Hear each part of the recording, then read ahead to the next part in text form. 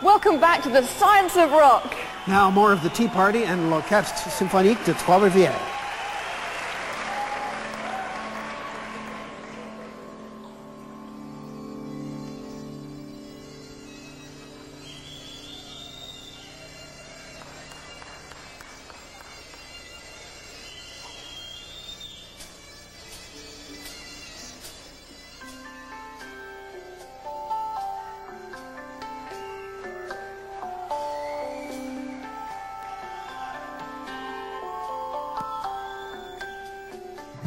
Watch what happens when a song starts. After just a few beats, heads will start to nod as people's brains analyze the rhythm of the song, see the differences between the rests and the notes. The brain changes its own internal rhythm to match that of the song. It's called entrainment. Sometimes it's not just heads that start moving, but people's entire bodies. Only humans can change their internal rhythms like this. They burn the savage soul, the twisted what it learns. I feel this life slipping by. I can feel this life slipping by. Desire is a state of ill repair, ill prepared to cope, ill prepared to care. I feel this life slipping by. I can feel this life slipping by. Time and time life's left me only feeling sick, feeling scared. Love is strong, I'll go on and on and on, yeah! We looked at Western listeners and Japanese listeners' perceptions of emotional meaning in Japanese music, North Indian music, Hindustani ragas, and Western music as well, and found that in fact they can decode the emotional meaning, what was intended by the musician in all three cultures, and they can do that by attending to some basic elements of the music.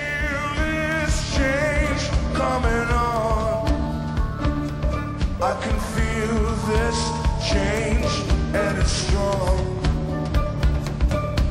Time and time that's left me only feeling sick, feeling scared. Love is strong, love is strong. Musicologists and more informed sociologists have said for a long time that meaning is encoded in sonic information. The quality, the type of bass line indicates a particular worldview as opposed to a different worldview. How bass lines come together with the phrasing of a vocal line, a particular groove that a drummer is setting up, and so on. All of that bespeaks a way of seeing the world. And when you have music that represents a very different way of seeing the world, you have your symbolic universe being challenged. What that means is you have your identity being challenged.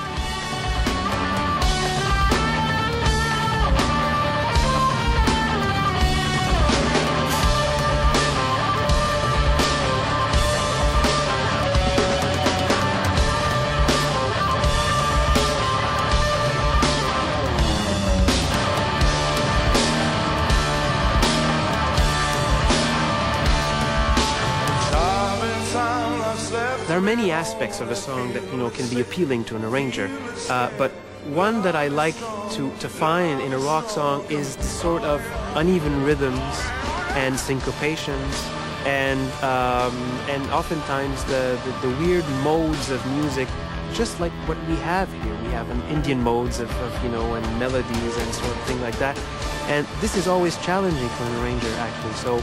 And that's why their material is so good actually to be orchestrated.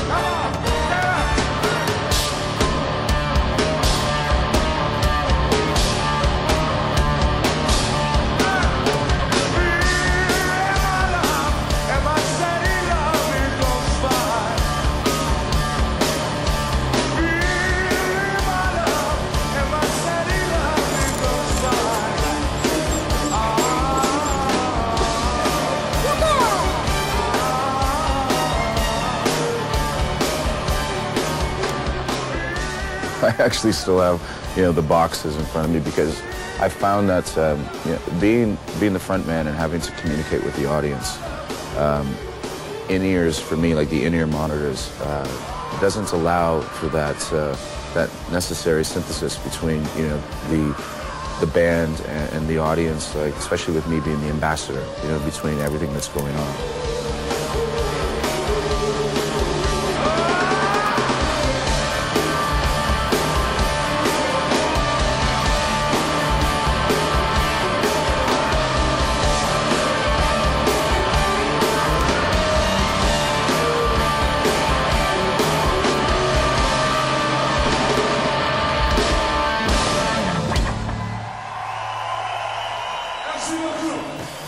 Not to take anything away from bass players, but rock bands are driven by two main forces, drums and guitars. That's why on most rock tours, these instruments get their very own technicians. For the Tea Party, that's guitar technician Trevor Gilchrist and drum tech Paul Atkins.